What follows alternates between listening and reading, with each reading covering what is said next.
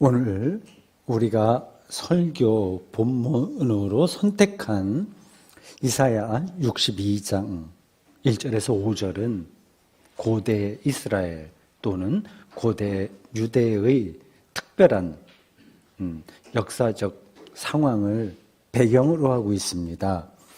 우리가 살고 있는 시대와 너무 동떨어져 있어요. 한 2500년 간격이 있습니다. 그래서 좀 멀리 느껴질 수도 있을 겁니다. 그러나 이 말씀을 선포한 이사야 선지자의 마음을 조금이라도 우리가 엿볼 수 있다면 깊은 울림으로 다가올 곳입니다. 그 울림을 오늘 저는 여러분들과 나누고 싶습니다. 우선 이사야 62장 1절에 귀를 기울여 보십시오. 나는 시온의 의가 빛같이 예루살렘의 구원이 횃불같이 나타나도록 시온을 위하여 잠잠하지 아니하며 예루살렘을 위하여 쉬지 아니할 것인즉, 이렇게 되어 있습니다. 이사야는 잠잠하지 않겠다. 말씀 선포하는 일을 쉬지 않겠다. 이렇게 외칩니다. 그의 열정이 느껴져요. 아무나 이런 경험을 하는 게 아닙니다. 대개는 밋밋하게 삽니다. 잠잠한 채로 인생을 삽니다. 다른 말은 많지만 정작 필요한 말은 하지 못합니다. 자기에게 직접 이익이 되는 일이 아니면 굳이 나서서 말하지 않습니다. 잠잠할 수 없다고 토로하는 심정은 어떤 특별한 경험이 주어졌을 때만 가능합니다. 예를 들어 어떤 천문 과학자가 우주를 관찰하다가 지구를 향해서 오는 어떤 혜성이나 어떤 그 태양계 안에 있는 이상한 별을 발견했다고 한다면 그는 침묵할 수 없겠죠. 어떤 대형 건설 공사장 책임자가 설계 도면대로 시공되지 않는 현장을 보았다면 입을 다물 수 없을 겁니다. 어떤 젊은이가 나이가 들어서는 좀 힘들고 젊은이들에게 주로 그런 현상이 나타나는데 자신이 살아있다는 사실을 충격적으로 경험했다고 합시다. 그러면 누군가에게 말하지 않을 수 없을 겁니다. 허공을 향해서라도 나는 살아있다 이렇게 외칠 겁니다. 누가복음 19장 28절 이하에는 예수님이 예루살렘에 들어가는 장면에 대한 이야기가 나와요.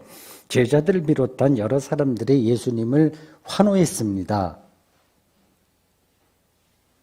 그래서 바리새인들이 예수님을 향해서 왜 이렇게 제자들 시끄럽게 하는데 그냥 놔두냐, 좀 조용히 시켜라 이렇게 요구했습니다. 그때 예수님께서 이렇게 말씀하십니다. 이 사람들이 침묵하면 돌들이 소리 지르리라. 오늘 이사야의 심정이 바로 이와 같지 않을까요? 그런 심정을 살아가면서 언제 어느 만큼 느껴보셨나요?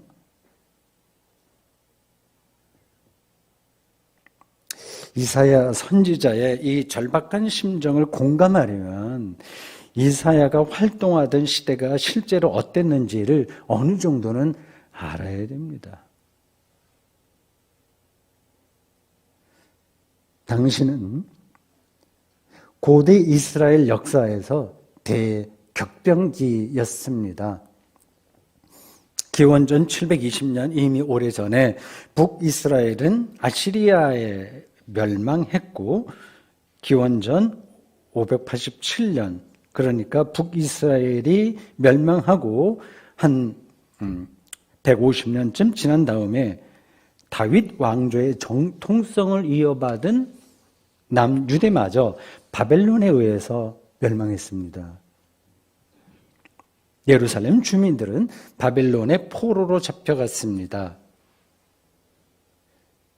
바벨론이 페르시아에 의해서 무너진 뒤로 바벨론 포로로 잡혀갔던 이스라엘 주민들이 50년 만에 고향 예루살렘으로 돌아올 수 있었습니다.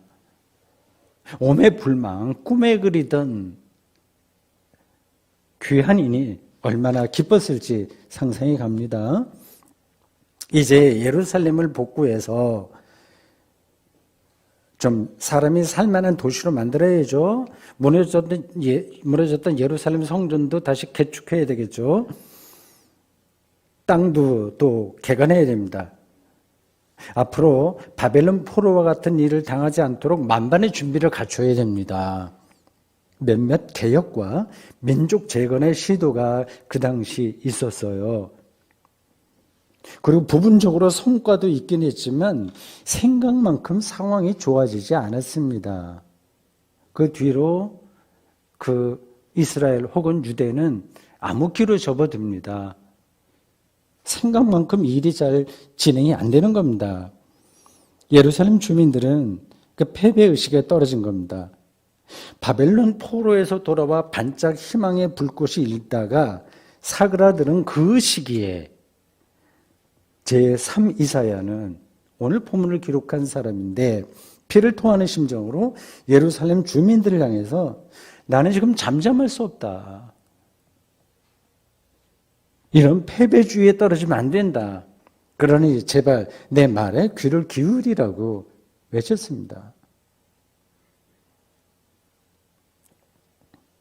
그가 외친 내용은 무엇일까요?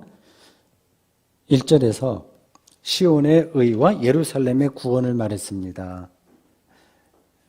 늘 듣던 이야기니까 어떤 울림으로 다가오지 않을 수도 있어요. 우리가 시를 읽을 때도 그 시인이 그걸 쓸 때의 마음으로 가지 않으면 그 시는 죽은 언어가 되는 것처럼 성경도 그렇습니다. 2절에 따르면 이방 나라가 예루살렘의 공의를 볼 것이고 절절한 마음으로 외친 거예요. 여러 왕이 예루살렘의 영광을 볼 것입니다. 그리고 예루살렘은 새 이름을 얻게 됩니다. 3절에 따르면 예루살렘은 하나님의 손에 들린 왕관이 될 것입니다. 참 멋진 문학적 수사예요. 하나님 손에 들린 왕관이 된다는 겁니다. 4절에 이어집니다. 예루살렘은 버림받지 않을 것입니다. 나의 기쁨이 그에게 있다는 뜻의 헵시바 또는 결혼한 여자라는 뜻의 뷸라라는 이름을 얻게 된다고 했습니다. 5절이 그 모든 내용을 압축해서 다음과 같이 전합니다. 마치 청년이 처녀와 결혼함 같이 네 아들들이 너를 취하겠고 신랑이 신부를 기뻐함 같이 네 하나님이 너를 기뻐하시리라. 하나님이 기뻐하신다는 표현은 예쁘긴 한데 좀 관념적으로 들릴 거예요. 확 와 닿지는 않죠. 그냥 어렴풋이 느낌은 있어요. 만약 애국 정신에 투철한 정치인이었다면 다른 방식으로 외쳤을 겁니다. 이런 거죠. 우리나라가 주변 강대국과 어깨를 나란히 할 수 있도록 서로 힘을 모읍시다. 경제 대국이 되고 군사 대국이 되어야 합니다. 공장도 많이 짓고 수출도 늘리고 무기 수입과 무기 수출에도 박차를 가해야 됩니다. 여러분의 연봉도 많이 늘어날 겁니다. 조금만 노력하면 우리는 곧 주변 모든 나라를 압도할 수 있는 강대국이 될 겁니다. 이렇게 불을 지피는 거죠. 그래야만 예루살렘 주민들이 귀를 솔깃하지 않겠습니까? 그런데 이사야는 예쁜 말이긴 한데 확 와닿지는 않는 하나님이 너를 기뻐하시리라 이런 얘기를 하고 있네요. 이 말을 여러분에게 주는 말씀으로 바꿔서 들어보십시오. 여러분 자신이나 여러분의 자녀가 앞으로 출세하고 그리고 세상에서 존경받고 잘 살게 될 것이라는 말이 잘 들리겠습니까? 아니면 하나님이 기뻐하는 사람이 될 것이라는 말이 잘 들릴까요? 여러분은 어느 쪽을 선택하시겠습니까? 대답하기에 곤란하실 겁니다. 그 두 개 다 하겠다. 그 말씀하고 싶으시겠죠. 이사야가 정치인이 아니라 하나님 말씀을 선포하는 선지자라고 하더라도 예루살렘 주민이 뭐 구질구질하게 살아도 된다. 뭐 가난해도 된다. 다른 사람에게 민폐 끼칠 정도로 그렇게 못 살아도 된다고 생각한 건 전혀 아닙니다. 그렇게 생각할 수가 없습니다. 저도 우리 교우들의 인생이 잘 풀리지 않아도 되고, 그래서 교회만 열심히 잘 나오면 충분하다 이렇게 생각하지 않습니다. 먹고 사는 문제는 우리가 하나님의 백성으로서 품위를 지키면서 사는데 중요한 요인이에요. 그걸 누가 대수롭지 않게 생각하겠습니까?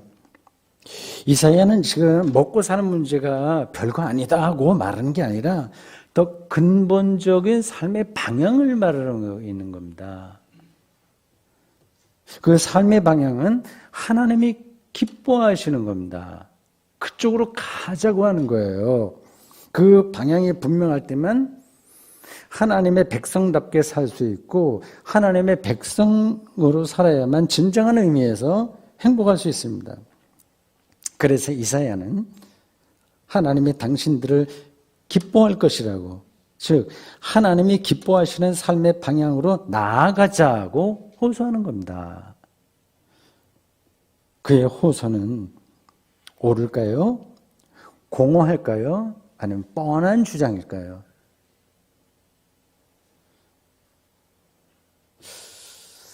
이사야를 비롯한 예루살렘 주민들이 얼마 전까지 바벨론 포로였다는 사실이 여기서 중요합니다. 그걸 놓치면 안 돼요.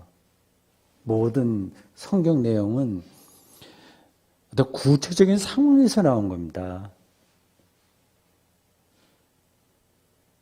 이 사람들이 포로라고 해서, 포로라고 하는 말에 좀 오해가 있는데 바빌론에 가서 포로 수용소에서 산 거 아니에요.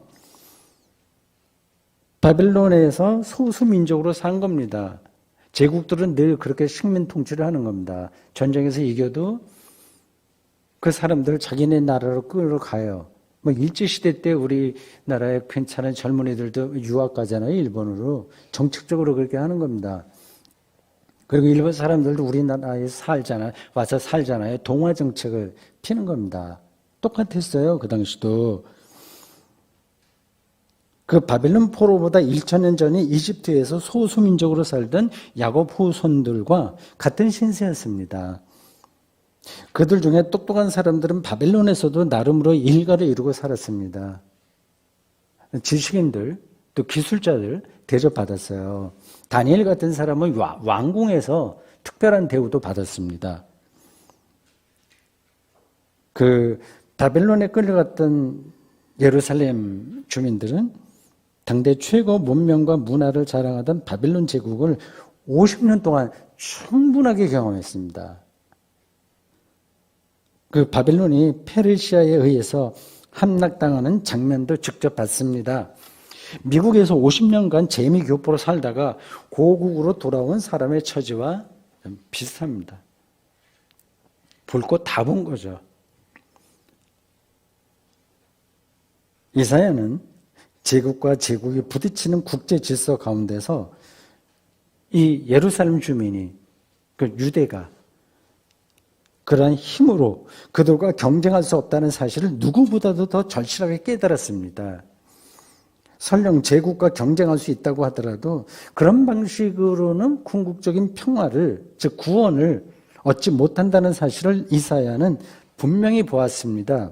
그걸 보지 못했다면 선지자도 아니죠. 평화를 얻지 못한다면 제국의 그 모든 힘이 무슨 소용이 있겠습니까? 이 바벨론의 힘은 정의롭지 못했습니다. 정의롭지 못한 힘으로 다른 나라를 지배했을 뿐입니다. 그러한 국제 질서 가운데서 예루살렘도 힘을 키워서 국제 경쟁에 뛰어들자고 말할 수는 없었습니다. 현실적으로 되지도 않는 거였어요. 지금 이사야는 전혀 다른 차원의 이야기를 하는 겁니다. 하나님이 당신들을 기뻐하실 거라고, 그러니 하나님이 기뻐하는 사람이 되자고 외치는 거예요. 그 사실을 깨달은 사람은 현실에 안주하지 않습니다. 세상과 똑같은 방식으로 누군가를 지배하려고 덤벼들지 않습니다. 삶의 방향을 바꿀 뿐이에요. 이게 메타노이아예요. 회심이에요. 방향을 바꾸는 겁니다. 그게 하나님이 기뻐하는 삶이라고 말했습니다. 근데 그것이 구체적으로 무엇을 가리킬까요? 하나님이 기뻐하는 사람이라고 하는 게 무슨 뜻일까요? 비유적으로 설명하면 이렇습니다. 부모와 자식이 있다고 합시다. 개체, 인격체니까 이해하고 들으세요. 다 비유로 드리는 말씀이에요. 부모가 기뻐하는 자식은 부모가 기대하는 대로 그 뜻대로 순종하는 거죠. 스승과 제자가 있다고 합시다. 스승이 기뻐하는 제자라면 그 제자는 스승의 가르침대로 순종하고 삽니다. 비유예요. 요즘 현대인들은 순종이다 뭐다 이런 거 마음 내게 하지 않으니까 꼭 그렇게만 생각하지 말고 비유로 들으시기 바랍니다. 이런 비유가 말하려는 핵심은 하나님이 기뻐하는 사람이 된다는 말은 하나님의 뜻에 순종하는 사람이, 즉 하나님에게 절대적으로 의존하는 사람이 된다는 것입니다. 물론 하나님의 뜻이 무엇인지는 오해하지 말아야 되겠죠. 오해하는 일이 종종 벌어지긴 합니다. 그 문제는 피조물인 인간의 한계라서 어쩔 수 없어요. 오늘 우리의 삶에서도 시행착오가 일어납니다. 하나님의 뜻이라고 생각했는데 아닌 것도 많지 않습니까? 그런 시행착오가 일어난다고 해도 하나님의 뜻에 순종하려는 사람은 결국은 길을 찾아요. 크게 잘못한 사람은 오히려 크게 깨달을 수 있습니다. 방향만 주어진다면. 중요한 건 하나님의 뜻에 순종하려는 삶의 태도와 그 열정입니다. 그런 사람을 하나님이 기뻐하십니다. 아주 잘났기 때문에 기뻐하는 게 아니라, 본받을 게 많기 때문에 기뻐하는 게 아니라, 그 사람의 삶의 방향이 하나님에게 의존적이냐 아니냐를 보는 겁니다. 민족적인 차원에서 보면 이스라엘이 잘못한 것도 많잖아요. 지금도 그렇고. 바로 그런 길을 걸었습니다. 시행착오도 있으나 전통적으로 선지자 시대부터 내려왔던 하나님의 뜻에 순종하려는 그 결기와 열정이 있는 민족이었습니다. 예수님을 배출한 위대한 민족이라고 할 수밖에 없습니다. 우리가 순종해야 될 하나님의 뜻을 오늘 본문은 여러 가지 단어로 표현했어요. 이미 앞에서 우리가 짚은 내용입니다. 다시 정리하면 이렇습니다. 1절은 시온의 의와 예루살렘의 구원을 말합니다. 2절에서 다시 그 사실이 언급되었습니다. 이방 나라들이 내 공의를, 이게 의죠, 의, 공의를 뭇 왕이 다 내 영광을 볼 것이요 라고 했습니다. 여기서 영광은 구원을 가리킵니다. 하나님은 예루살렘에 진정한 정의가 실현돼요. 이를 통해서 그 안에 사는 사람들이 모두 구원을 맛보기를 원한다는 뜻입니다. 이것이 바로 하나님이 기뻐하시는 이유고 우리가 순종해야 할 하나님의 뜻입니다. 예루살렘의 정의는 그렇게 간단하게 해결될 수 있는 문제가 아닙니다. 이는 구원이나 영광이라고 바꿔서 불러야 될 정도로 어려운 일이에요. 그냥 말 몇 마디 하고 개혁적인 일 몇 가지 한다고 해서 정의가 실현되지 않습니다. 이사야는 그래서 정의로운 예루살렘을 하나님의 손에 있는 왕관이라고까지 표현한 거예요. 그렇게 어려운 일이니까. 더 나아가서 정의로운 예루살렘이 되어야만 생존이 보장된다고도 말했습니다. 4절 후반절에 네 땅이 결혼한 것처럼 될 것입니다.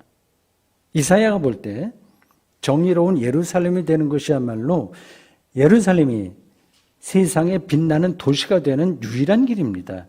그럴 때 하나님이 그들을 기뻐하실 것입니다.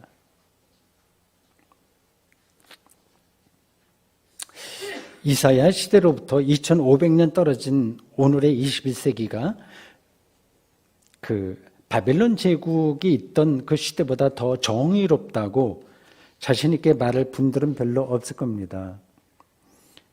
현재 대한민국 정권이 남북 종전 선언을 끌어내기 위해 최선을 다했으나 임기 말이 돼가는 시점에도 아직 뚜렷한 성과가 없습니다.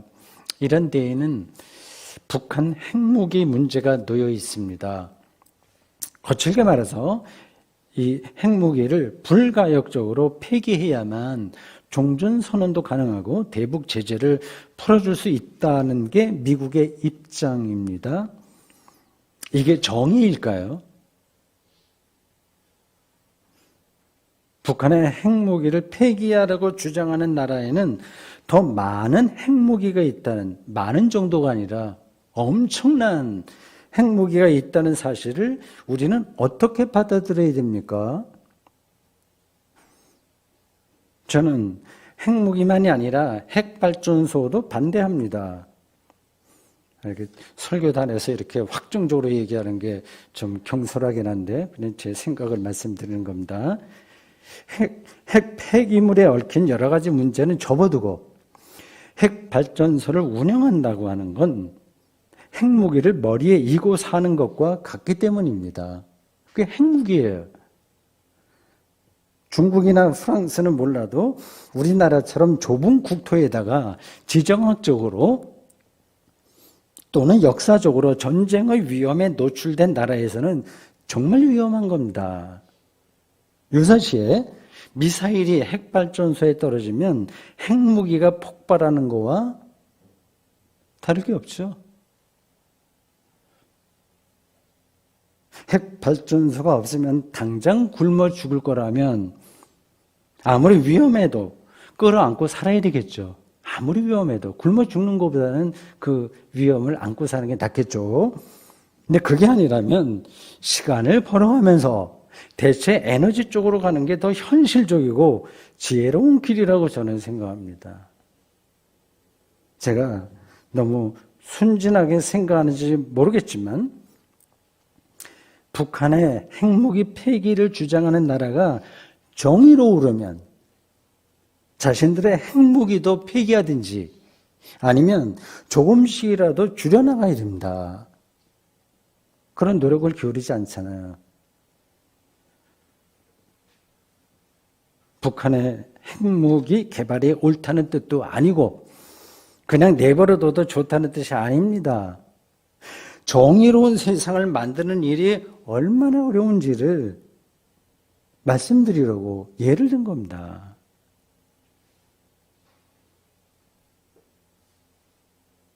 그러한 예민한 문제만이 아니라 건축 문제, 아파트 건축으로부터 시작해서 광주에서 지난번에 사고가 났습니다만 다 연관되는 이야기들입니다. 아주 소소한 일상에도 이러한 서로 충돌하는 부분들이 너무 많습니다.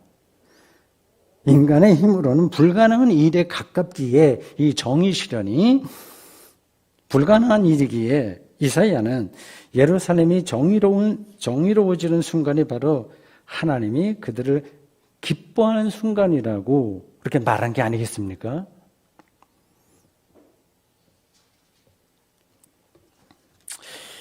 이사야는 제가 구약에 나오는 선지자들의 글들을 읽을 때마다 그 선지자들의 마음이 어땠을까를 늘 이렇게 생각합니다.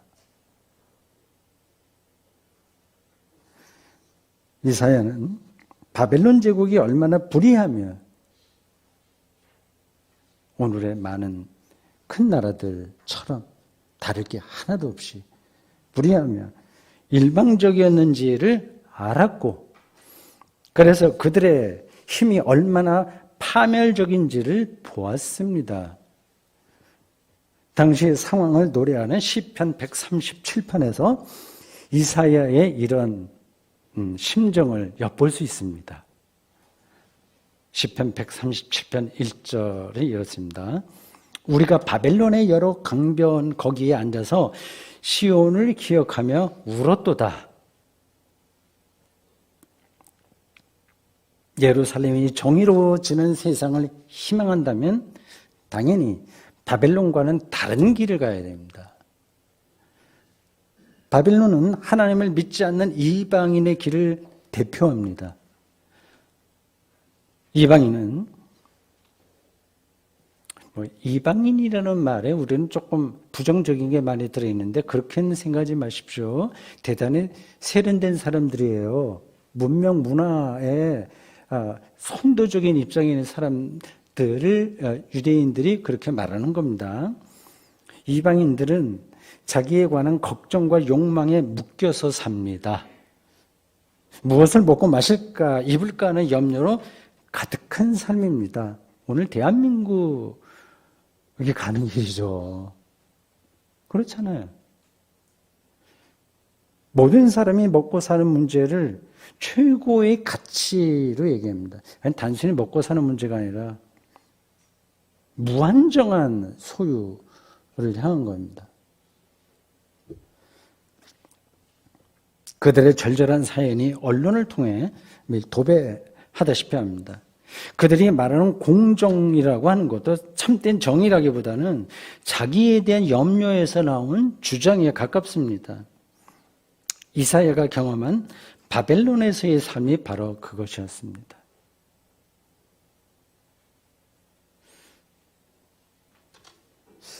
바벨론이 상징하는 자기에 대한 염려와 욕망에서 벗어나려면 쉽지 않죠. 하나님이 우리 인생을 지킨다는 믿음이 필요합니다. 그것 없이는 불가능합니다. 그래서 선지자들은 요 이사야만이 아니라 다른 많은 선지자들을 포함해요. 사회 문제를 거론하면서도 계속해서 하나님을 선포한 거예요. 하나님만이 당신들을 보호하신다고 외쳤습니다. 하나님만의 구원자시니 세속 권력 집단인 이집트, 아시리아, 바벨론, 로마를 두려워하지 말라고 했습니다. 21세기의 자본주의적인 속성, 이 힘을 두려워하지 말라는 말과 똑같습니다.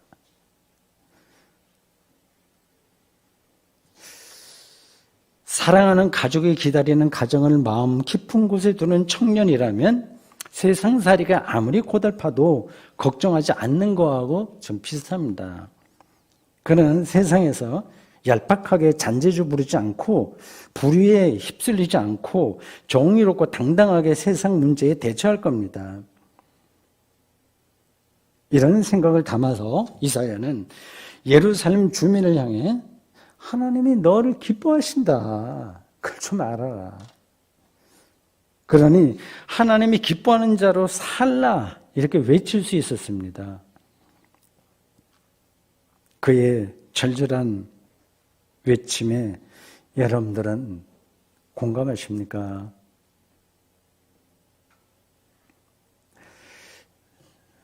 우리는 그의 외침에 공감하기는 하지만 아니다 얘기할 사람 누가 있겠어요?